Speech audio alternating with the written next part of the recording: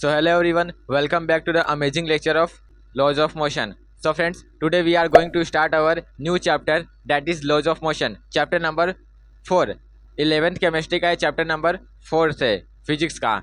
तो हमने chapter number 3 जिसका नाम था मोशन इन अ प्लेन, उसको अच्छे से कंप्लीट कर लिया था, उसको एकदम अच्छे से हमने पढ़ लिया था। तो चैप्टर नंबर 3 में हमने क्या क्या किया था। चैप्टर नंबर 3 में हमने देखा distance, displacement, speed, velocity, acceleration, average speed, average velocity, फिर range, horizontal projectile, oblique projectile, relative velocity in 1 dimension, relative velocity in 2 dimension, और अलग अलग रिवर बोर्ड प्रॉब्लम्स, अलग अलग प्रॉब्लम्स हमने उसमें देखे थे। तो वो इतना इंपॉर्टेंट चैप्टर नहीं है, मतलब वो इंपॉर्टेंट चैप्टर है, लेकिन जो ये चैप्टर नंबर 4 है लॉज ऑफ मोशन, ये बहुत इंपॉर्टेंट चैप्टर है। ये फिजिक्स का पूरा बेसिक है। जैसे इनऑर्गेनिक केमिस्ट्री का बेसिक क्या होता है, केमिकल बॉन्डिंग अभी के हिसाब से, और ऑर्गेनिक केमिस्ट्री का बेसिक क्या होता है, आयुपेक पता ही है, जिसमें हम कार्बन के बारे में सब स्टडी करते हैं, हाइड्रोकार्बन्स के बारे में वगैरह, ये सब के बारे में।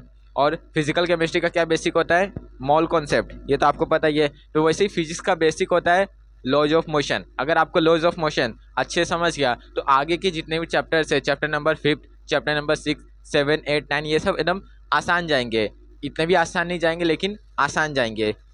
तो ये चैप्टर नंबर 4 ये काफ़ी बड़ा चैप्टर है, थोड़ा सा लेंदी चैप्टर है। इसमें बहुत सारे कॉन्सेप्ट है, जैसे कि इसमें फ्रिक्शन भी आ जाता है, इसमें सेंटर ऑफ मास का कॉन्सेप्ट आता है, COM का, ये सब अलग अलग कॉन्सेप्ट इसमें दिया। स्टैटिक फ्रिक्शन, फिर अलग अलग फ्रिक्शन के बारे में इसमें दिया गया है। तो ये बहुत बड़ा चैप्टर है, सबसे इम्पोर्टेंट चैप्टर है फिजिक्स का 11th में। तो ये लॉज ऑफ मोशन आपने 9th में भी पढ़ा होगा, 9th का पहला चैप्टर ही था लॉज ऑफ मोशन। तो वहाँ पे और यहाँ पे बहुत अलग डिफरेंस है। वहाँ जितना भी हमने पढ़ा था वो बहुत बेसिक लेवल का था, 9th का लेवल बेसिक था, लेकिन अब 11th में आ गए तो यहाँ पे बेसिक नहीं, यहाँ पे अलग अलग तरीके से फॉर्मूला कुछ डिराइव होगा, बहुत सारे एक्सप्रेशन डिराइव होंगे, बहुत सारे फॉर्मूले का एप्लीकेशंस होगा। तो यहाँ पे कुछ अलग ही है, स्टैंडर्ड अपना हाई हो गया। यहाँ पे हम 11th स्टैंडर्ड में, तो ये चैप्टर का नाम तो वही है, लेकिन कंसेप्ट और इसके अंदर जितने भी फॉर्मूलाज, डेरिवेशन सब कॉम्प्लेक्स हो गए हैं। तो ये है आज लेक्चर नंबर 1।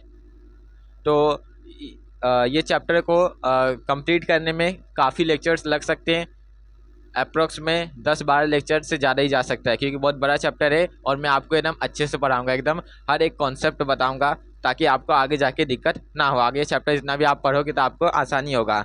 तो इसके बाद अपना कौन सा चैप्टर है, ग्रेविटेशन, तो वो बहुत छोटा सा चैप्टर है। इसके बाद क्या है, mechanical properties, thermal properties of matter, solids, ये सब के बारे में। तो आगे बहुत छोटे छोटे चैप्टर है, तो उसका आप टेंशन मत लेना। तो ये सबसे बड़ा चैप्टर है, अगर इसको आपने अच्छे से कर लिया तो आपका काम हो जाएगा फिजिक्स में। तो इस चैप्टर के बारे में बताऊं तो इस चैप्टर में अपने को क्या करना है, इस चैप्टर में अपने को पहले इनर्शिया के बारे में पढ़ना है। इनर्शिया तो आपको पता ही होगा, और इसको अच्छे से आज करेंगे। फिर इसके बाद न्यूटन्स के कुछ लॉज है, जैसे आपको न्यूटन्स का 1st, 2nd, 3rd ये लॉ तो पता ही होगा, वो भी देखेंगे, सब रिवाइज करेंगे, रिकैप करेंगे फिर से। और इसके बाद इसमें हम क्या करेंगे, फोर्स के बारे में पढ़ेंगे, इम्पल्स के बारे में पढ़ेंगे। इम्पल्स आपने बचपन से कभी नहीं सुना होगा, उसके बारे में देखेंगे। इम्पल्सिव फोर्स के बारे में देखेंगे। मोमेंटम आपने सुना होगा, फिर उसको रिपीट करेंगे, बॉल मोमेंटम, फिर अलग अलग इसमें कॉन्सेप्ट आते हैं। तो आई होप आपको पता चला होगा इसमें हम क्या क्या करने वाले हैं। तो basically today's we are going to study, क्या क्या हम स्टडी करेंगे, तो यहाँ पे मैं लिख देता हूँ लेक्चर्स, टॉपिक्स कुछ। आज हम सबसे पहले देखेंगे इनर्शिया को अच्छे से समझेंगे, inertia and its types. Inertia को समझेंगे और उसके टाइप्स को समझेंगे। फिर उसके बाद फोर्स के बारे में स्टडी करेंगे, फोर्स और इसमें हम मोमेंटम को भी देखेंगे, फोर्स एंड मोमेंटम जो कि आपने पहले भी पढ़ के रखा है। और इसमें ये तो 2 पहले से आपको आता ही होगा, जिसने अच्छे से 9th अच्छे से पढ़ा होगा। 10th में तो इनर्शिया, फोर्स ये सब उतना नहीं था, 9th में ही था।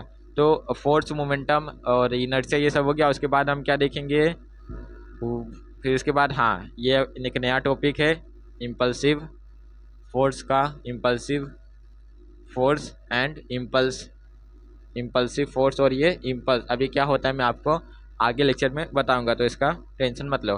फिर इम्पल्सिव फोर्स, इसके बाद हम क्या देखेंगे, हाँ, न्यूटन्स के लॉज देखेंगे, सबसे इम्पोर्टेंट है न्यूटन्स लॉज ऑफ मोशन।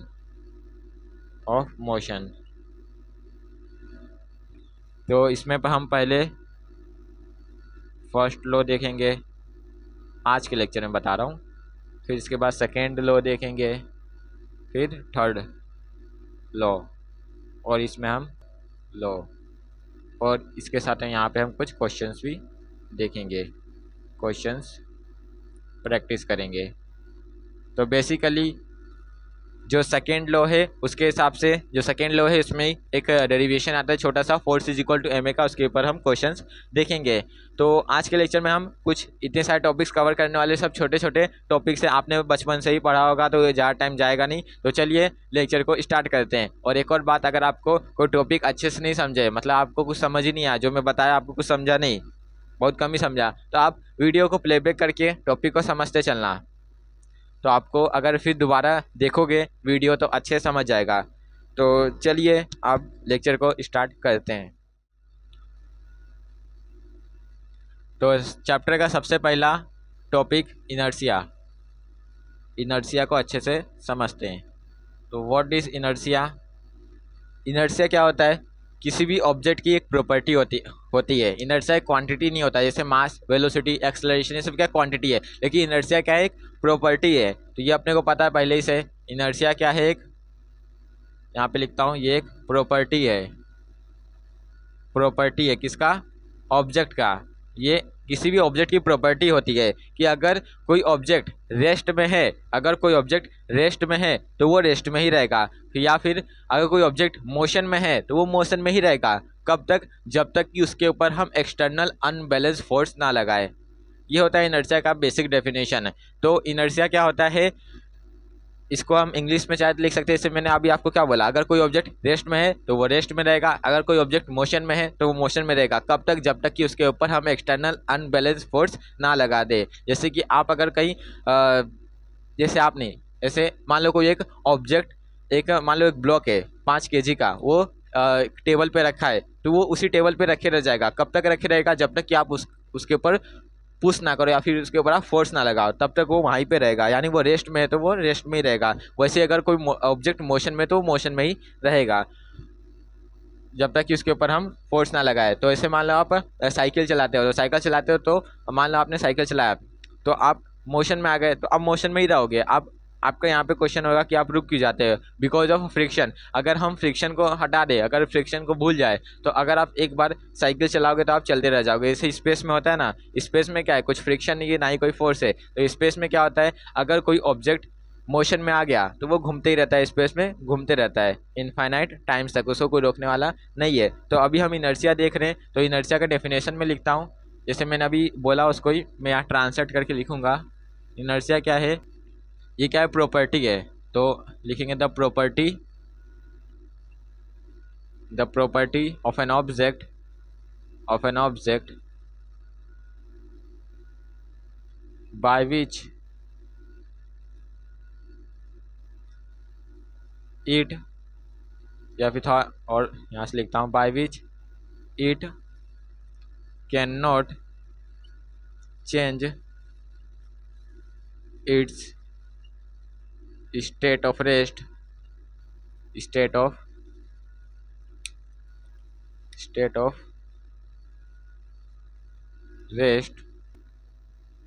और या फिर uniform motion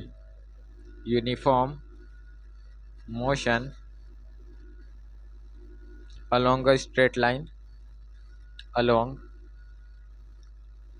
a straight line, it's on, खुद से। ऑन मतलब यहाँ पे खुद से। तो इनर्शिया क्या है? The property of an object, किसी भी ऑब्जेक्ट की एक प्रॉपर्टी होती है, by which it can not change its states of rest और uniform motion along a straight line by its own. यानी वो अपने मर्जी से कुछ चेंज नहीं कर सकता अपना क्या स्टेट। मतलब अगर कोई ऑब्जेक्ट रेस्ट में है तो वो रेस्ट में ही रहेगा, अगर कोई ऑब्जेक्ट मोशन में है तो वो मोशन में ही रहेगा। कब तक? जब तक उसके ऊपर हम एक्सटर्नल अनबैलेंस फोर्स ना लगा दे। तो मान लो यहाँ पे एग्जांपल जैसे मैं लेता हूँ, एग्जांपल जैसे मान लो एक ये टेबल है, एक ये टेबल है।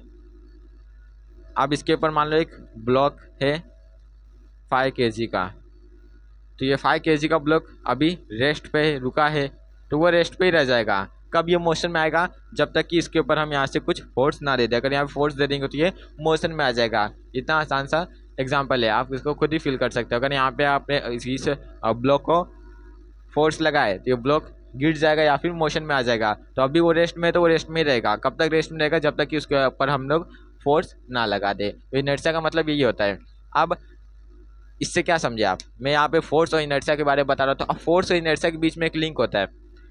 जो ये इनर्शिया है वो चेंज होता है फोर्स के कारण। अगर मैं फोर्स नहीं लगाऊंगा तो इनर्शिया चेंज नहीं होगा। इसका मतलब कोई ऑब्जेक्ट रेस्ट में है तो अपने को मोशन में लाने के लिए उसको फोर्स लगाना होगा, राइट। और अगर कोई ऑब्जेक्ट मोशन में है तो उसको अगर रेस्ट में लाना है तो भी मुझे फोर्स लगाना होगा। जैसे कि आप साइकिल चला रहे हो तो आपको रोकना है तो मुझे फोर्स लगाना होगा, यानी आप मोशन में थे तो आपको मैंने रोका तो मैं फोर्स लगाया। तो force is required to change the inertia. याद रखोगे क्या? Force is required to change the inertia. तो यहाँ पे वही मैं लिखता हूँ, क्या बोला मैंने? Force is required to change the inertia. ये आप याद रखना। Force is required to change the inertia. Force का काम ही होता है इनर्शिया को बदलना। तो कोई अगर आपसे पूछे इनर्शिया क्यों बदलता है? Because of force. अगर फोर्स नहीं होगा तो वहाँ पे इनर्शिया भी कभी बदलेगा नहीं। तो अभी तक मैंने आपको क्या बताया? इनर्शिया के बारे में बताया, और इनर्शिया कैसे चेंज होगा? फोर्स के कारण, और एक एग्जांपल बताया। अब एक एग्जांपल बताया। तो अब जैसे कि मैंने आपको क्या बोला, अगर कोई ऑब्जेक्ट रेस्ट में है तो वो रेस्ट में रहेगा, कोई ऑब्जेक्ट मोशन में तो वो मोशन में ही रहेगा। तो ऐसे जैसे सिंपली समझ सकते हो, मैं जैसा हूँ वैसा ही रहूँगा, चेंज नहीं होगा, ठीक है। अब देखो इनर्शिया जो होता है वो मास के साथ भी एक अपना रिलेशनशिप दिखाता है, मास के साथ भी ये डिपेंड करता है। तो जो इनर्शिया होता है वो डायरेक्टली प्रोपोर्शनल होता है मास के। इसके पहले अगर आपने ये एक ऐसा सेंटेंस स्टेटमेंट देखा होगा, कैसा? यहाँ पे मैं लिखता हूँ, यहाँ पे लिखता हूँ, inertia is the measure of mass. ये देखा है कभी? Inertia is the measure of mass.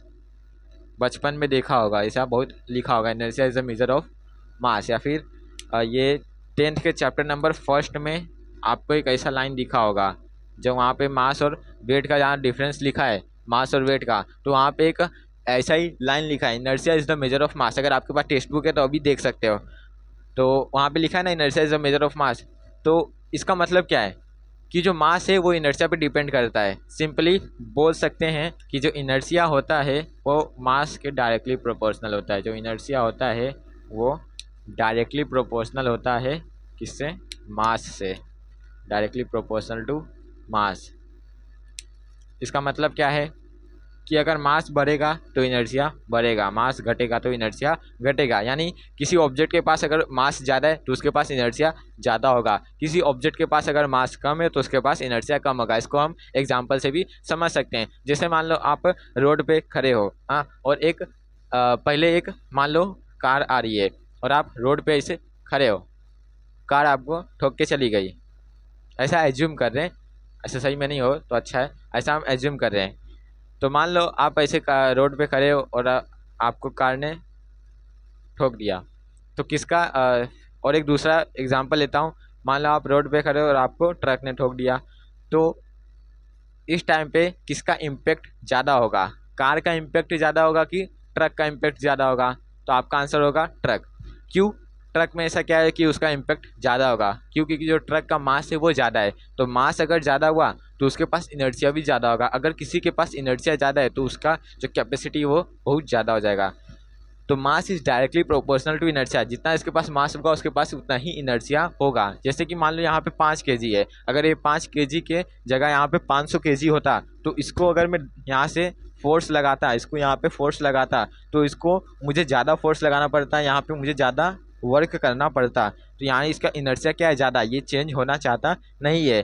तो जो इनर्शिया होता है वो हमेशा अपोजिट नेचर का होता है। अगर आप उसको रोकोगे तो रुकेगा नहीं, वो अपोज करेगा, वो अपने चेंज को क्या करेगा? रेजिस्ट करेगा। समझते? रेजिस्ट मतलब वो रोकेगा अपने चेंज को, बदलना नहीं चाहेगा। जैसा मैं हूँ वैसा ही रहूँगा। ऐसा होता है इनर्शिया के केस में। तो मास ज़्यादा तो इनर्शिया ज़्यादा हो जाएगा। तो inertia is the measure of mass. तो जो इनर्शिया ये टर्म है इसको सबसे पहले यूज किया था गैलीलियो ने।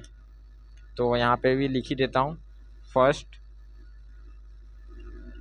यूज्ड बाय कौन से साइंटिस्ट, गैलीलियो गैलीली। तो यहाँ पे मैं बस ये लिख देता हूँ गैलीलियो। तो सबसे पहले गैलीलियो ने यूज किया था इनर्शिया ये वर्ड। तो अभी तक मैंने आपको क्या बताया, इनर्शिया के बारे में बताया। तो इनर्शिया क्या होता है, इनर्शिया जब किसी भी ऑब्जेक्ट की प्रॉपर्टी होती है कि अगर कोई ऑब्जेक्ट रेस्ट पे है तो वो रेस्ट में ही रहेगा, अगर कोई ऑब्जेक्ट मोशन में है तो वो मोशन में ही रहेगा। कब तक ऐसा रहेगा, जब तक कि इसके ऊपर हम कोई भी फोर्स ना लगाए दे। अगर फोर्स लगा देंगे तो वहाँ पे इनर्शिया चेंज हो जाएगा। तो इससे अपने को ये पता चला force is required to change the inertia. Force हमेशा ज़रूरी होगा इनर्शिया को चेंज करने के लिए। फिर हमने क्या देखा, इनर्शिया डायरेक्टली प्रोपोर्शनल होता है मास के, यानी किसी ऑब्जेक्ट के पास अगर ज़्यादा मास है तो उसके पास ज़्यादा इनर्शिया होगा। एग्जांपल मैंने आपको लेके बताया अच्छे से। तो बस इनर्शिया के बारे में कुछ इतनी बातें। आप टाइप्स ऑफ इनर्शिया देखते हैं। इनर्शिया भी 3 टाइप का होता है, आपको बहुत लोग को पता होगा। इनर्शिया 3 टाइप का होता है। पहला टाइप क्या होता है इनर्शिया का, इनर्शिया ऑफ रेस्ट, दूसरा इनर्शिया ऑफ मोशन, तीसरा होता है इनर्शिया ऑफ डायरेक्शन। अब इसको मैं इरेज करता हूँ, अब इसके टाइप्स को देखते हैं, फिर आगे चलते रहेंगे। तो आई होप आपको अच्छे से फर्स्ट स्लाइड समझ गया होगा। तो मैं अभी इसको इरेज कर रहा हूँ, अगर आप चाहो तो स्क्रीनशॉट ले सकते हो। तो अभी क्या देख रहे हैं हम, types of inertia. Types of inertia. Inertia के 3 टाइप्स के, इनर्शिया 3 टाइप्स के होते हैं। तो there are 3 types of inertia. 3 types of inertia. तो पहला क्या होता है, इनर्शिया ऑफ रेस्ट। पहला मैं लिखता हूँ यहाँ पे, inertia of rest. Inertia of rest अब इसका मतलब क्या है अभी बताता हूँ। इनर्शिया ऑफ रेस्ट मतलब अगर कोई ऑब्जेक्ट रेस्ट में है तो वो रेस्ट में रहेगा, यही है इनर्शिया ऑफ रेस्ट। जैसे आप अगर सो रहे हो तो आप सोते रह जाओगे। कब तक, जब तक आपके ऊपर कोई एक्सटर्नल फोर्स ना लग जाए। मतलब आप खुद ही से उठोगे तो भी एक्सटर्नल फोर्स हुआ, या फिर आपको कोई उठा दे तो भी एक्सटर्नल फोर्स हुआ। तो ये सबसे बेसिक एग्जांपल हो जाता है इनर्शिया ऑफ रेस्ट का। ऐसे आप सो रहे हो तो वो सोते रह जाओगे। ये है इनर्शिया ऑफ रेस्ट। तो इनर्शिया ऑफ रेस्ट मतलब अगर कोई ऑब्जेक्ट रेस्ट में है तो वो रेस्ट में रहेगा। तो defined as the tendency of a body to remains at rest लिख सकते हैं। तो यहाँ पे लिख भी देते हैं। तो टेंडेंसी या फिर ऐसा लिखता हूँ, defined as tendency of body to remains at rest. To remains at rest ये हो जाएगा इनर्शिया ऑफ रेस्ट का एग्जांपल। जैसे यहाँ पे एग्जांपल लिख ही देता हूँ, जैसे कि अ ब्लॉक इज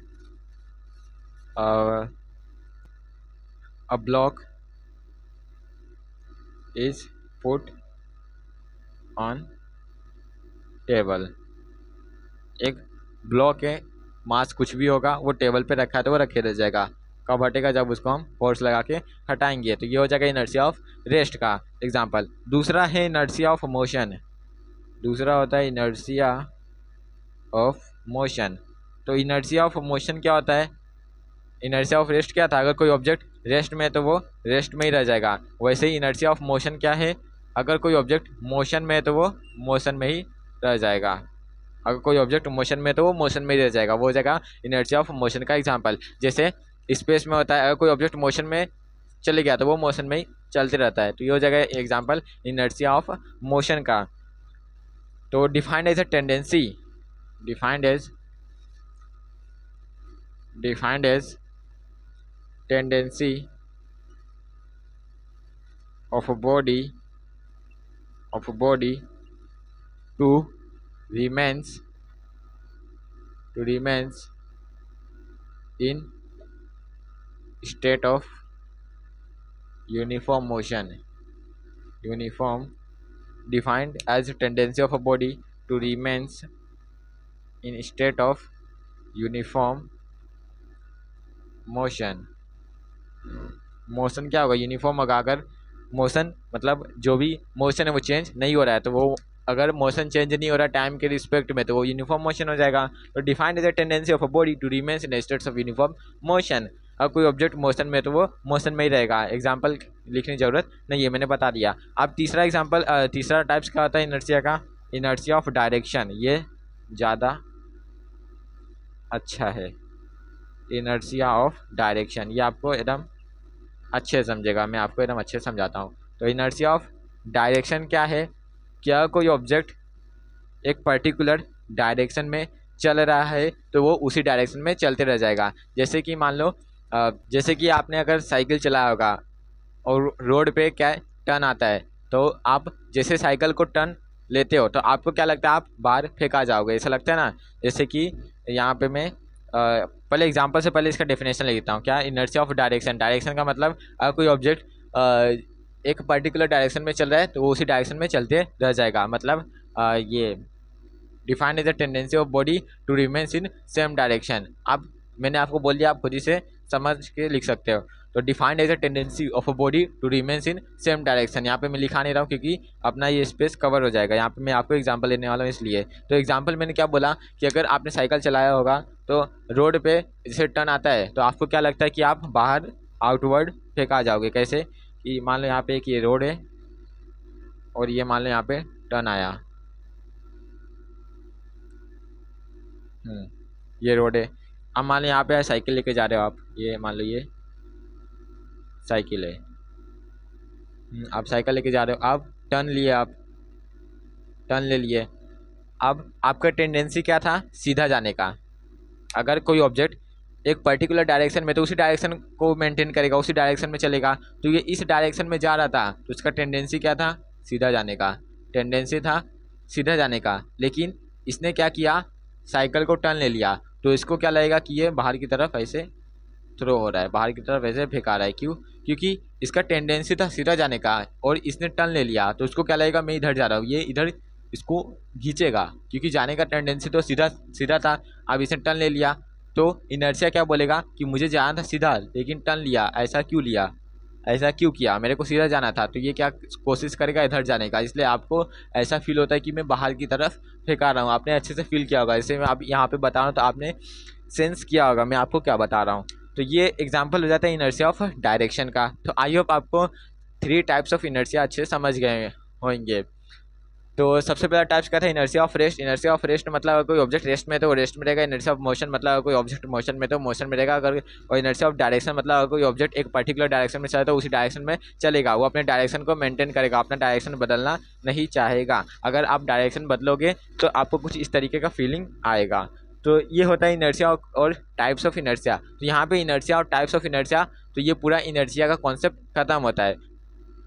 तो आई होप आपको बहुत सारी चीज़ पहले से ही पता होगी और कुछ कुछ नई चीज़ जानने को मिला होगा।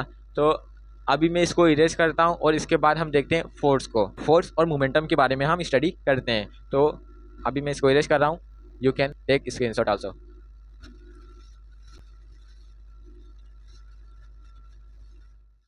तो अभी देखते हैं हम फोर्स को। फोर्स, फोर्स एफ से लिखते हैं।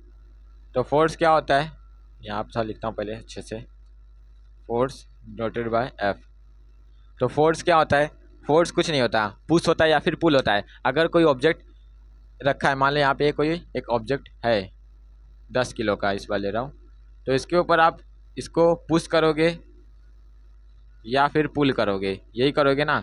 या फिर मान लो ये एक ब्लॉक है 10 किलो का, या फिर आप इसको पुश करोगे, धक्का दोगे, या फिर पुल करोगे, खींचोगे। तो इसी पुल और पुश को हम बोलते हैं फोर्स। तो force is nothing but the push और pull upon an object. Force is defined as a push और पुल अपन एन ऑब्जेक्ट। तो यहाँ पे लिखता हूँ, force is defined as push और पुल, या फिर पुश या फिर पुल। पुल, पुश मतलब धक्का देना, पुल मतलब खींचना। तो force is defined as push या फिर पुल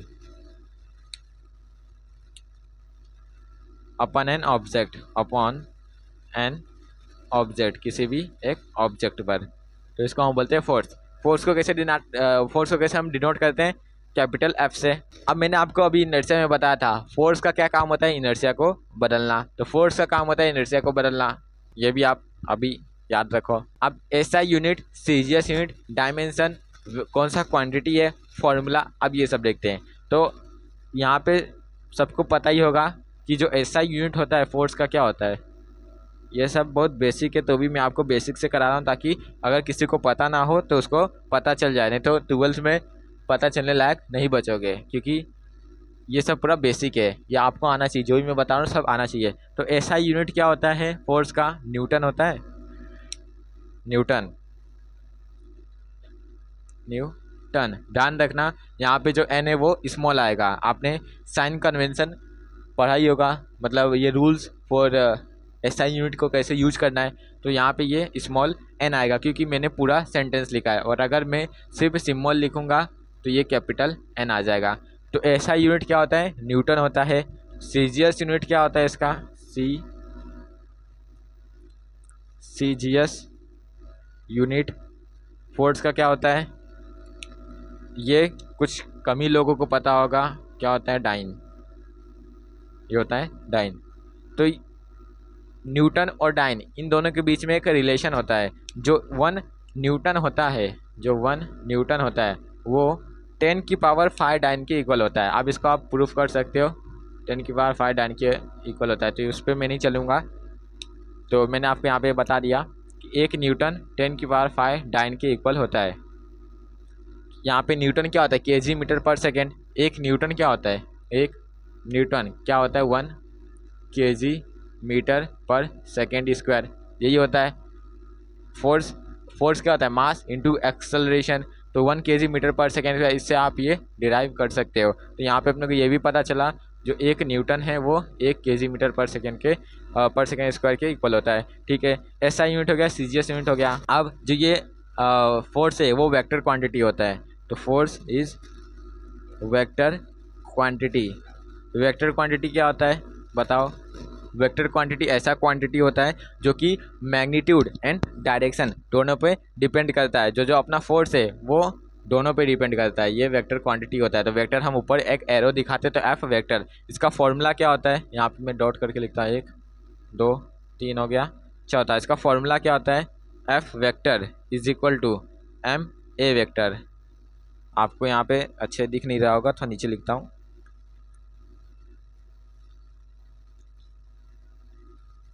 F vector is equal to MA vector. इसका ये फॉर्मूला होता है। कैसे फॉर्मूला होता है मैं आपको न्यूटन्स के सेकंड इक्वेशन से आपको ये प्रूफ करूँगा। F is equal to MA कैसे होता है, तो मास स्केलर क्वांटिटी होता है, एक्सेलरेशन वेक्टर क्वांटिटी होता है। तो वेक्टर इनटू स्केलर, ये रिजल्टेंट क्या आएगा अपना वेक्टर। तो F vector is equal to MA vector, तो ये होता है इसका formula. F is equal to MA, अगर वेक्टर नहीं लगाएंगे तो F is equal to MA, ये भी अपने को पता था। अब इससे हम इसका ये भी निकाल सकते हैं क्या, डायमेंशन। डायमेंशन कैसे निकालेंगे, तो डायमेंशन क्या हो जाएगा, इसका आपको याद होना चाहिए, अगर नहीं याद तो भी निकाल सकते हो। डायमेंशन क्या हो जाएगा, मास इंटू एक्सेलरेशन का प्रोडक्ट है, तो मास का डायमेंशन क्या हो जाता है कैपिटल M। एक्सेलरेशन का डायमेंशन क्या होता है LT-1, तो M LT माइनस एक्सेलरेशन का डायमेंशन क्या होता है LT-2। तो इसका जो डायमेंशन होगा फोर्स का क्या हो जाएगा MLT-2, MLT-2। और यहाँ पे आपको स्क्वायर ब्रैकेट लगाना होता है, दिस इज स्क्वायर ब्रैकेट। अगर ये नहीं लगाओगे तो ये पूरा डायमेंशन लिखने का सेंस नहीं हुआ। अगर पूरा डायमेंशन अच्छे से लिखना है तो ये स्क्वायर ब्रैकेट लगाना ही पड़ता है, तो ये भी ध्यान रखना। तो डायमेंशन क्या है किसका, फोर्स का, MLT-2, MLT-2। कहीं कहीं बुक में आपको टेक्स्ट बुक में ऐसा दिखेगा LMT-2, बात वही है। अगर 2 + 1 करो या फिर 1 + 2 करो, आंसर 3 आएगा। तो कुछ इस तरीके से होता है। इसको थोड़ा अच्छे से मैं स्क्वायर ब्रैकेट बनाता हूँ।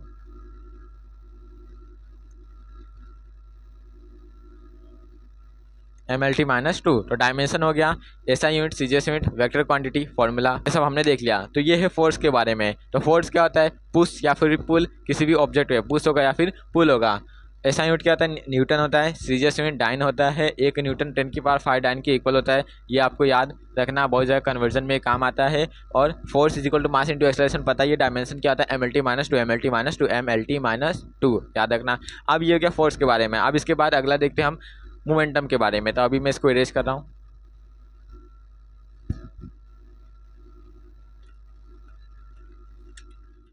तो नेक्स्ट अपना हम देख रहे हैं मोमेंटम। तो मोमेंटम इसको हम P से डिनोट करते हैं। तो मोमेंटम क्या होता है, the product of mass and velocity. अब ये तो कुछ सेंस नहीं हुआ, बहुत सारे बुक में ऐसा लिखा होता है momentum is the product of mass and the velocity. कोई बात का मतलब नहीं है, ऐसा नहीं आता। अगर आपने फोर्स को ऐसा लिख दिया, force is the product of mass and acceleration, कोई बात का मतलब नहीं है। फोर्स फॉर्मूला से डेफिनेशन थोड़ी ना हम बना सकते हैं। तो एक्चुअल मीनिंग ऑफ मोमेंटम क्या होता है, the quantity of motion present in a body. The quantity of motion,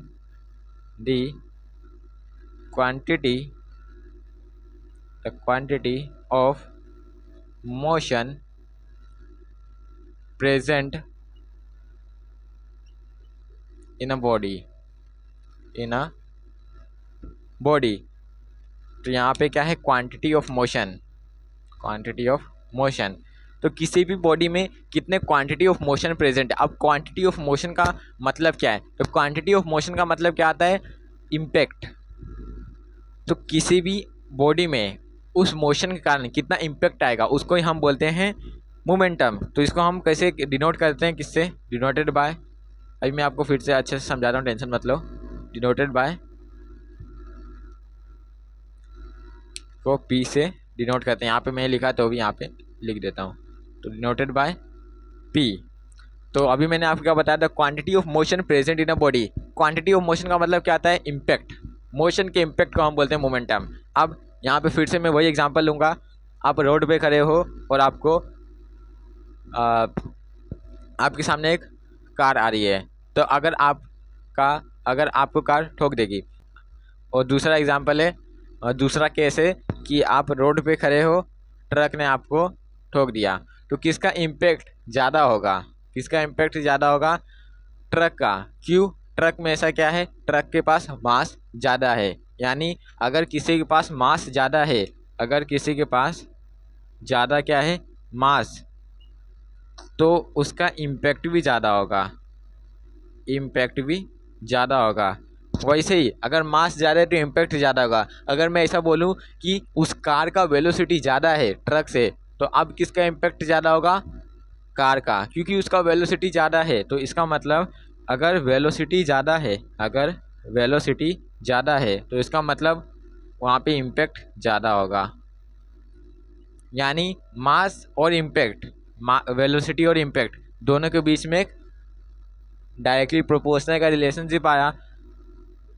तो मास और वेलोसिटी ये एक दो क्वांटिटी है। तो इन दोनों क्वांटिटी को लेके एक ऐसा क्वांटिटी बनाओ जिसमें दोनों का इन्वॉल्वमेंट हो जाए, तो जो भी बनेगा उसको हम बोलते हैं मोमेंटम। तो P = m भी इस तरीके से आया। तो मास और वेलोसिटी ये दो क्वांटिटी से मिलके क्वांटिटी हम बनाएंगे, वो हो जाएगा मोमेंटम। तो मोमेंटम कैसे आया आपको पता चला होगा। तो P = mv होता है, P = mv। तो P = mv मतलब momentum is the product of mass and velocity, आप बोले तो सही है। क्यों, क्योंकि अपने को ये पता चला कि किस तरीके से मोमेंटम डिराइव हुआ। तो अगर मास ज़्यादा है तो इम्पैक्ट ज़्यादा होगा, अगर वेलोसिटी भी ज़्यादा है तो भी उसका इम्पैक्ट बॉडी पर ज़्यादा होगा। तो मास और वेलोसिटी की दो क्वांटिटी है, इन दोनों का कुछ ऐसा क्वांटिटी बना रहे जिसमें दोनों का इन्वॉल्वमेंट हो जाए। जिसमें दोनों का इन्वॉल्वमेंट हो जाता है उसको हम बोलते हैं मोमेंटम। तो P = mv हो जाता है। अब यहाँ पे देखो, मास तो कांस्टेंट होता है, यूनिवर्स में क्या होता है, मास कांस्टेंट होता है, वेट चेंज होता है, ये तो पता ही है। मोमेंटम चेंज हो सकता है, वेलोसिटी भी चेंज हो सकता है। तो यहाँ पे अगर मैं ऐसा लिखूँ, चेंज इन P मतलब delta P = m delta V, तो कोई दिक्कत नहीं होगा आपको, क्योंकि मास तो कभी चेंज नहीं होगा, वेलोसिटी चेंज हो सकता है, मोमेंटम भी चेंज हो सकता है। तो आप ऐसा भी लिख सकते हो, delta P = m delta V। अब इसके बारे में भी देख लेते हैं, इसका SI unit, CGS unit, dimension, कौन सा क्वांटिटी, स्केलर है या फिर वेक्टर है, और इसके बारे में और कुछ जानते हैं। तो इसका SI यूनिट क्या होता है, मोमेंटम का SI यूनिट क्या हो जाएगा, फॉर्मूला क्या है, P is equal to M V. तो मास क्या होता है kg, तो ऐसा यूनिट क्या हो जाएगा kg। वेलोसिटी क्या होता है,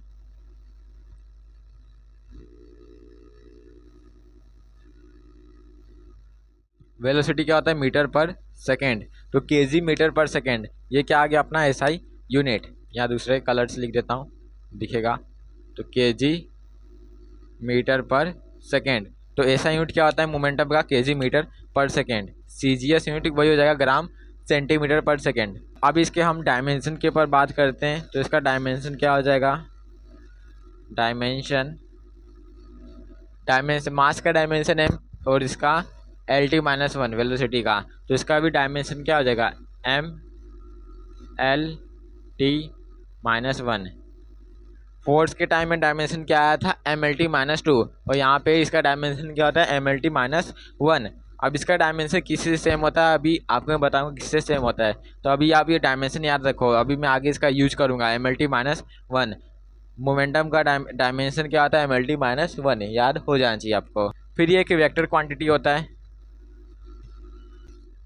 तो ये एक वेक्टर क्वांटिटी होता है, एक वेक्टर क्वांटिटी होता है। वेक्टर क्वांटिटी है तो मतलब इसका मतलब यहाँ पे हम ऐसा लिख सकते हैं P vector is equal to M V vector, P vector is equal to M V vector. यहाँ पे लिखता हूँ, नीचे शायद आई होप आपको नीचे दिख नहीं रहा होगा। तो वेक्टर क्वांटिटी है तो इसका मतलब P वेक्टर किसके इक्वल हो जाएगा एम वी वेक्टर से ऐसा हम लिख सकते हैं। तो ये भी ध्यान में रखना। अभी तक हमने क्या देखा, मोमेंटम के बारे में देखा। तो मोमेंटम क्या है, quantity of motion present in a body. किसी भी बॉडी में कितना क्वांटिटी ऑफ मोशन प्रेजेंट है। क्वांटिटी ऑफ मोशन क्या है, किसी भी बॉडी पे इम्पैक्ट कितना ज़्यादा है। तो इम्पैक्ट कैसे ज़्यादा हो सकता है, या फिर मास ज़्यादा हो तो इम्पैक्ट ज़्यादा हो जाएगा, वेलोसिटी ज़्यादा है तो इम्पैक्ट ज़्यादा हो जाएगा। यानी मास और वेलोसिटी इन दोनों का इन्वॉल्वमेंट, इन दोनों का इन्वॉल्व करके एक ऐसा क्वांटिटी बनाएंगे जिसमें दोनों का इन्वॉल्वमेंट हो जाए। जो क्वांटिटी बनेगा वही हो जाएगा मोमेंटम। तो P is equal to M V, इस तरीके से आप चेंज करेंगे मोमेंटम को, तो delta P is equal to M delta V हो जाएगा। एम यहाँ डेल्टा एम क्यों नहीं हुआ, क्योंकि मास कभी चेंज नहीं होता और ये चेंज हो जाएंगे। ऐसा यूनिट क्या होता है kg मीटर पर सेकेंड होता है। डायमेंशन MLT-1 होता है। किस तरीके से डायमेंशन निकालना मैंने आपको बताया है, फर्स्ट चैप्टर का ये पार्ट है। ये वेक्टर क्वांटिटी होता है, इसलिए हम ऐसा लिख सकते हैं P vector is equal to M V vector. अब आपको कहीं कहीं दिखेगा जो मोमेंटम है इसको हम लीनियर मोमेंटम भी बोलते हैं। तो लास्ट में मैंने यहाँ पे लिखता हूँ, momentum is also called as momentum is also called as linear momentum. I hope आपको दिख रहा होगा, इसको हम बोलते हैं लीनियर मोमेंटम। तो मोमेंटम को हम लीनियर मोमेंटम भी बोलते हैं। तो ये हुआ मोमेंटम के बारे में। अब इसके बाद हम देखते हैं इम्पल्सिव फोर्स और इम्पल्स के बारे में। तो अभी मैं इसको इरेज कर रहा हूँ। तो अभी हम देख रहे हैं इम्पल्सिव फोर्स। इम्पल्सिव फोर्स, तो इम्पल्सिव फोर्स क्या होता है, इम्पल्सिव फोर्स का मतलब होता है कि एक ऐसा फोर्स जो कि बहुत कम टाइम के लिए लगे और कुछ ज़्यादा इम्पैक्ट क्रिएट कर दे। मतलब एक ऐसा फोर्स जो कि बहुत कम टाइम के लिए लगे और बहुत ज़्यादा चेंज इन मोमेंटम और वेलोसिटी ला दे। मतलब मोमेंटम और वेलोसिटी में बहुत सारे चेंजेस ला दे बहुत कम टाइम में। तो उस फोर्स को हम बोलते हैं इम्पल्सिव फोर्स। तो अ फोर्स अभी मैं एग्जांपल लूँगा तो आपको पूरा क्लियर हो जाएगा। तो a force which acts on a body, a force which acts on a body for short interval of time, for short interval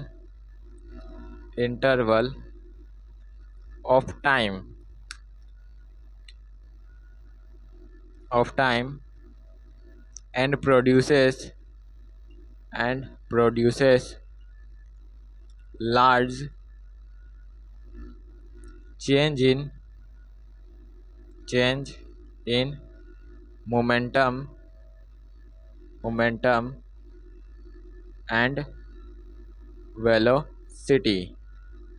तो मैंने क्या लिखा, a force which acts on a body for short interval of time and produces large change in momentum and velocity, large change in momentum and velocity, यानी कम time में ज़्यादा change, किसमें, momentum p and velocity v में, कम time में ज़्यादा change in p and v, उसको हम बोलते हैं इम्पल्सिव फोर्स।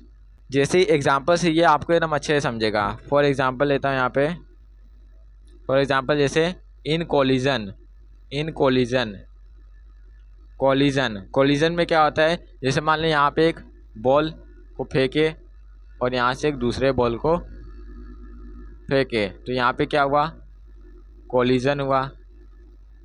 तो कोलिजन हुआ तो यहाँ पे मोमेंटम में भी चेंज आएगा और वेलोसिटी में चेंज आएगा। वेलोसिटी में चेंज आएगा तो ऑब्वियसली तो मोमेंटम में तो चेंज आएगा ही। तो यहाँ पे कोलिजन हुआ तो यहाँ पे बहुत कम टाइम, यहाँ पे टाइम 0 पॉइंट समथिंग या फिर एक सेकेंड है, एक सेकेंड भी बहुत कम टाइम है, तो बहुत कम टाइम है, यहाँ पे कुछ ज़्यादा चेंज हो जाएगा, किसमें, मोमेंटम और वेलोसिटी में। तो उस टाइप के फोर्स को हम बोलते हैं इम्पल्सिव फोर्स। अब कोलिजन, अब दूसरा एग्जांपल है इन कोलिजन हो गया एंड यहाँ पे लिखता हूँ एक्सप्लोजन।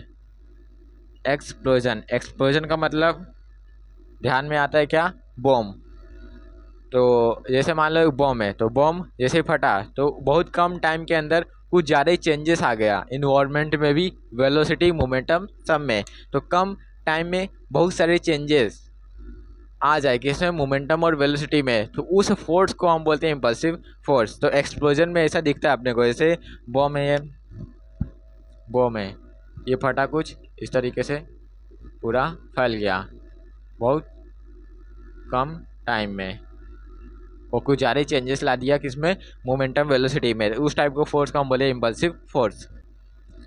तो यहाँ पे मैं एक ग्राफ बनाता हूँ, आप बताना ये इम्पल्सिव फोर्स है कि नॉन इम्पल्सिव फोर्स है। तो ये मान लो एक वाई एक्सिस था, ये एक्स एक्सिस था, सीधा बनाता हूँ। ये जो अभी मैंने आपको प्रीवियस चैप्टर पढ़ाया उसके ऊपर है। ये वाई एक्सिस, एक्स एक्सिस, ठीक है। अब यहाँ पे एक ऑब्लिक प्रोजेक्टाइल हो रहा है, यानी यहाँ पे एक ऑब्जेक्ट, एक बॉल को हम कुछ पर्टिकुलर एंगल से फेंक रहे हैं, मान लो थीटा एंगल से फेंके यू स्पीड से। तो अब यहाँ पे बताओ ये कौन सा, ये इम्पल्सिव फोर्स है कि नॉन इम्पल्सिव फोर्स है। यहाँ पे जो भी हम फोर्स लगाएंगे वो इम्पल्सिव फोर्स है कि नॉन इम्पल्सिव फोर्स है। तो ये कौन सा एग्जांपल हो जाएगा, नॉन इम्पल्सिव फोर्स का। क्यों, क्योंकि यहाँ पे क्या हो रहा है, टाइम बहुत ज़्यादा है। ये क्या है, टाइम है, और ये वेलोसिटी का ग्राफ है। यहाँ पे टाइम कुछ ज़्यादा ही लग रहा है कुछ वेलोसिटी को चेंज करने के लिए, ज़्यादा टाइम लग रहा है कुछ वेलोसिटी को चेंज करने के लिए। इसका मतलब यहाँ पे कम टाइम के अंदर काम नहीं हो रहा है, ज़्यादा टाइम के अंदर काम हो रहा है। इसका मतलब ये नॉन इम्पल्सिव फोर्स का एग्जाम्पल हो जाएगा। तो this is non impulsive force. यहाँ जो भी फोर्स लगाएंगे वो नॉन इम्पल्सिव होगा। तब जो ये इम्पल्सिव फोर्स है, इससे ही एक अपना टर्म निकल के आता है, इसको हम बोलते हैं इम्पल्स। तो इम्पल्स क्या होता है अभी मैं आपको बताता हूँ। तो अभी मैं इसको इरेज कर रहा हूँ, इम्पल्सिव, यहाँ पे एस लगा दो बन जाएगा इम्पल्स। अब इसका ही डुप्लीकेट है इम्पल्स, जो कि इम्पल्सिव फोर्स से डिराइव हुआ है। तो अभी मैं इसको इरेज कर रहा हूँ। अभी इम्पल्स को समझते हैं।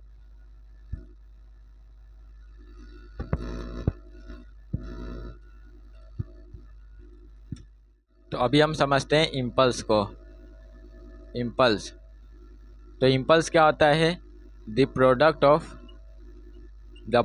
Of impulsive force and time.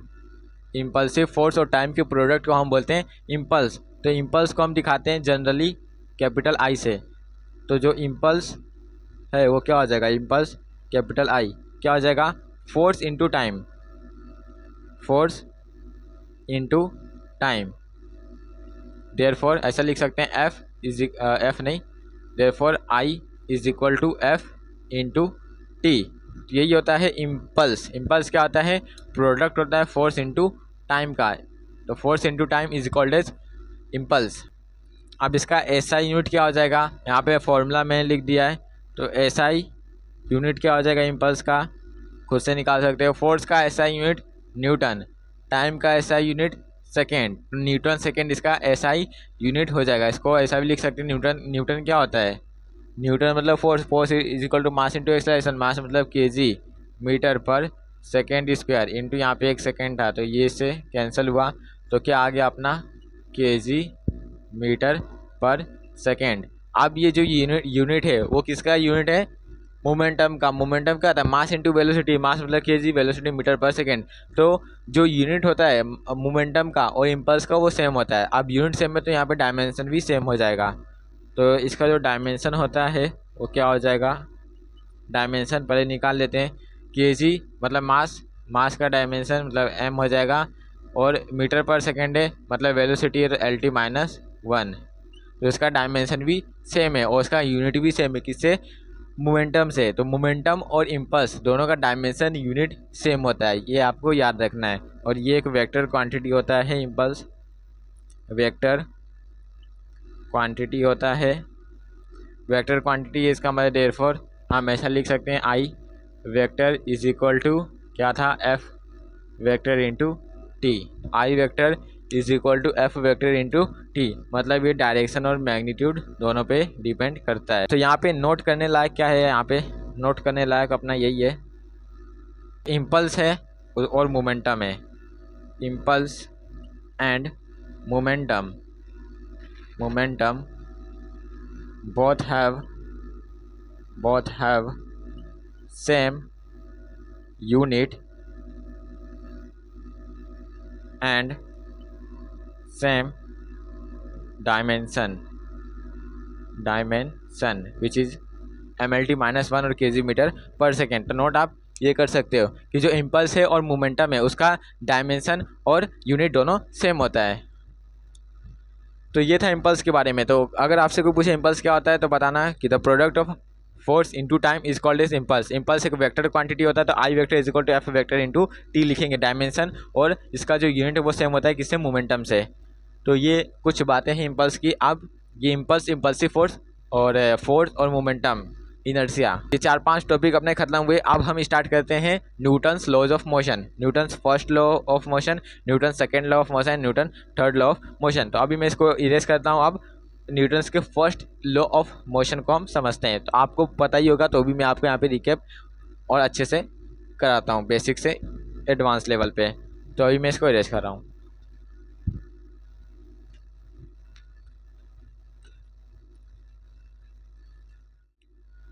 तो अभी हम देख रहे हैं न्यूटन्स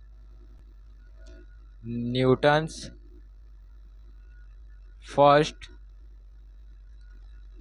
लॉ ऑफ मोशन।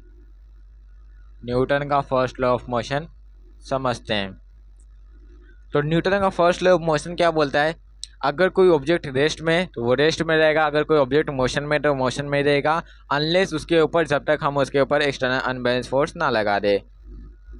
तो ये कुछ जो स्टेटमेंट मैंने बोला वो इनर्शिया से सेम खाता है। जो इसका मतलब जो फर्स्ट लॉ ऑफ मोशन है वो सेम है इनर्शिया से। तो हम इसको ऐसा बोलते हैं, first law of motion is also called as law of inertia. तो इसके पहले मैं स्टेटमेंट लिखता हूँ। Statement of first law of motion क्या है? An object continues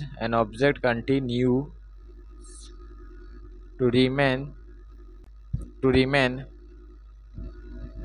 at rest or in a states of uniform motion or in the state of uniform motion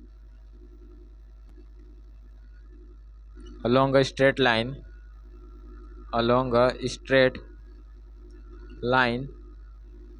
unless an external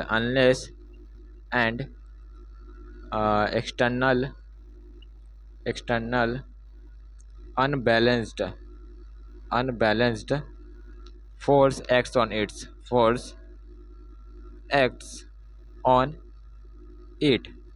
तो ये कुछ इसका स्टेटमेंट है। क्या है? An object continues to remains at rest और in states of uniform motion.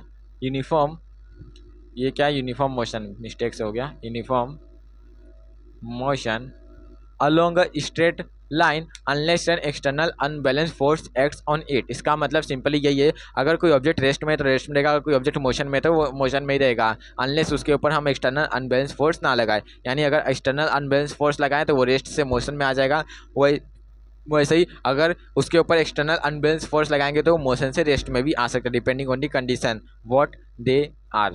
If it is rest then we apply the force, it will in the motion. If the body is in motion then we apply the force, unbalanced force, then it will become at rest। तो ये condition के हिसाब से depend करता है कि अगर कोई ऑब्जेक्ट चल रहा है या फिर मोशन में है तो फोर्स लगाने से क्या होता है, हमेशा इनर्शिया चेंज होता है, ये तो पता ही है।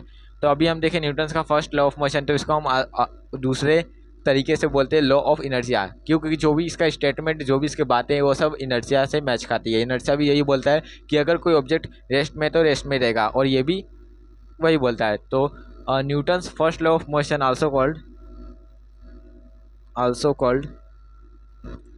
As law of inertia, also called as law of inertia, इसको हम बोलते हैं लॉ ऑफ इनर्शिया। तो अब इसका एग्जांपल भी हम समझ लेते हैं। तो फर्स्ट लॉ का एग्जांपल क्या हो जाता है कि मान लो एक बॉल है और एक हिल है, हिल मतलब समझते हैं माउंटेन या फिर पहाड़ बोलो। तो एक पहाड़ है, उसके ऊपर एक बॉल है, वो नीचे गिरते आ रहा है, वो रोल कर रहा है, रोलिंग डाउन कर रहा है। एक बॉल है पहाड़ के नीचे से गिर रहा है, तो वो गिरते रह जाएगा। कब वो रुकेगा, जब तक उसके ऊपर फ्रिक्शन या फिर हम एक्सटर्नल अनबैलेंस फोर्स ना लगा दे। अगर एक्सटर्नल अनबैलेंस फोर्स लगा देंगे या फिर फ्रिक्शन लगेगा अच्छा, कुछ ज़्यादा अच्छा, तब जाके वो बॉल रुकेगा। तो यहाँ पे एग्जांपल हो जाता है, अ ball rolling down a hill will continue to roll unless friction or another force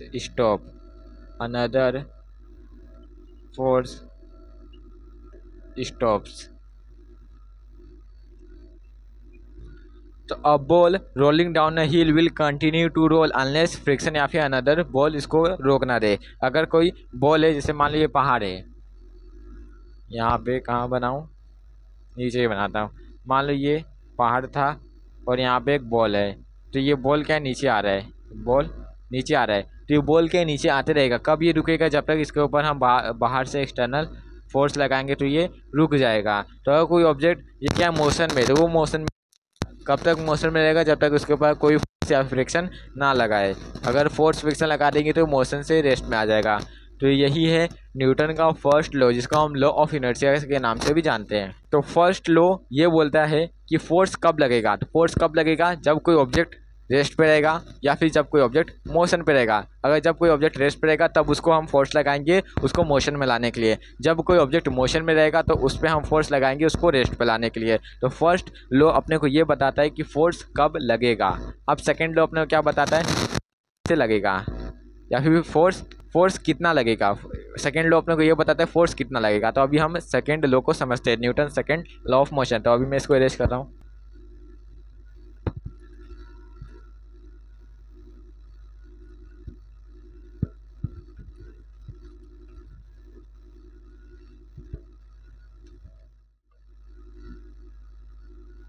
तो Newton's second law of motion, तो इसका स्टेटमेंट क्या है, पहले स्टेटमेंट बताता हूँ फिर आपको एक्सप्लेन अच्छे से करूँगा। तो स्टेटमेंट क्या है, the rate of change of momentum, the rate of change of momentum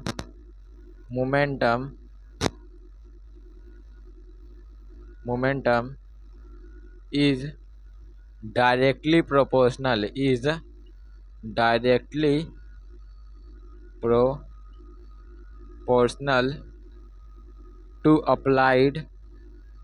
to applied force and the change in momentum, and the change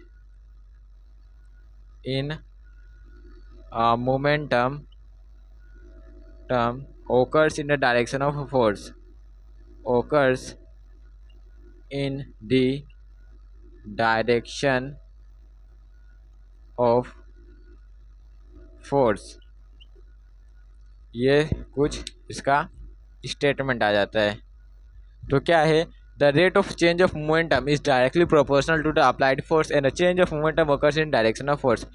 बहुत सिंपल सा इसका मतलब। तो अब इसको हम ब्रेक करके समझेंगे। रेट का मतलब क्या होता है, time of change in momentum. तो टाइम यहाँ पे रेट यहाँ डिवाइड में आएगा, यहाँ चेंज इन मोमेंटम क्या होता है, डेल्टा पी। रेट क्या होता है, टाइम, डेल्टा टी। यहाँ डेल्टा पी और डेल्टा टी वो डायरेक्टली प्रोपोर्शनल होगा किससे, फोर्स के, जो भी हम एक्सटर्नल फोर्स अप्लाई करेंगे। तो यहाँ पे इसका मतलब सिंपल सा है, जो फोर्स है कौन सा, एक्सटर्नल वाला, वो डायरेक्टली प्रोपोर्शनल है rate of change in momentum. Rate of change in momentum delta P का रेट मतलब डेल्टा टी। तो delta P by delta T के डायरेक्टली प्रोपोर्शनल है अपना एक्सटर्नल फोर्स। तो अब इससे यहाँ पे एक डेरिवेशन होगा। यहाँ पे मैं 3 कॉलम बना देता हूँ, यहाँ पे हम डिराइव करेंगे। तो एफ एक्सटर्नल क्या हो जाएगा, के delta P by delta T. जो के है क्या है, कांस्टेंट है। तो अब जो के का वैल्यू यहाँ पे होता है 1 होता है। तो एफ एक्सटर्नल किसके इक्वल हो जाएगा, delta P by delta T के। अगर यहाँ पे delta T change in time 0 के करीब है, 0 नहीं है, 0 के करीब है यानी बहुत छोटा है, तो ये डेल्टा किस में कन्वर्ट हो जाएगा, डी में कन्वर्ट हो जाएगा।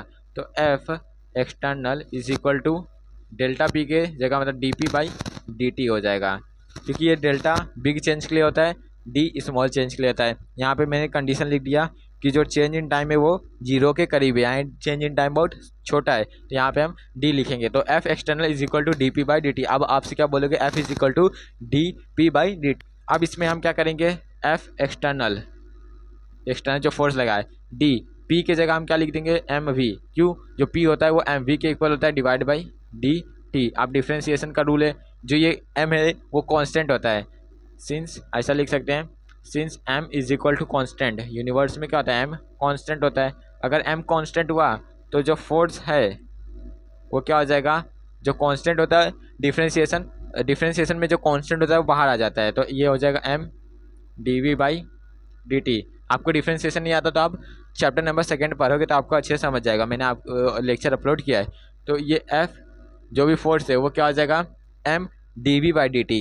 अब जो ये D we by D T है ये है क्या, ये है एक्सेलरेशन। एक्सेलरेशन क्या होता है, d we by D t. तो F external is equal to m तो एम था और ये हो जाएगा ए, तो ये हो जाएगा एम ए। तो यहाँ से फॉर्मूला निकल के आता है F is equal to M A. तो ये है second law, this is second law of Newton का सेकेंड लॉ, क्या, F is equal to M A. अब ये एम ए क्यों आया, क्योंकि यहाँ पे एम कांस्टेंट है। अगर एम कांस्टेंट नहीं है तो यहाँ पे कुछ हो रहेगा। तो ये है डेरिवेशन कुछ F is equal to M A कैसे आया। एग्जाम्पल भी ले लेते हैं ये सेकेंड लॉ का, कि यहाँ पे एग्जाम्पल है pushing a car and a truck. Pushing a car and a truck, एक कार और एक ट्रक को पुश करना, ये हो जाएगा एग्जाम्पल। कैसे एग्जाम्पल हो गया, आप देखो फोर्स किसके इक्वल है, मास इंटू एक्सेलरेशन। इसका मतलब जिसका मास ज़्यादा है उसके लिए अपने को फोर्स ज़्यादा लगाना होगा। तो ट्रक का मास ज़्यादा होता है तो अपने को फोर्स ज़्यादा लगाना होगा, कार का मास कम होता है तो अपने को फोर्स कम लगाना होगा। तो F is equal to M A, this is the second law of Newton second law क्या है, F is equal to M A, याद रखना। तो सेकेंड लॉ क्या बताता है, फोर्स कितना लगेगा मास के ऊपर वो डिपेंड करेगा। तो एफ इजिकल टू एम हो जाएगा। तो ये है second law of motion. Second law क्या बोलता है, F is equal to D P by D T. आपको ये याद अभी होना चाहिए, F is equal to M A, ये तो आपको बचपन से पता ही है। अब ये भी याद रखना, F is equal to D P by D T. जो एक्सटर्नल फोर्स है वो D P by D T के इक्वल है। अब लास्ट टॉपिक देखते हैं इस लेक्चर का, Newton's third law of motion. तो अभी मैं इसको इरेज कर रहा हूँ।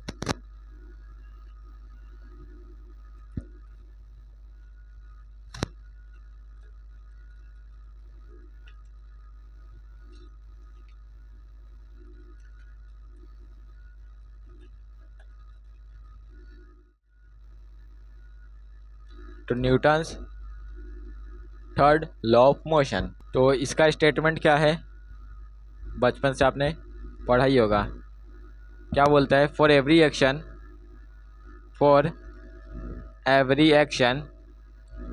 There is an equal and opposite reaction and both acts on two different bodies.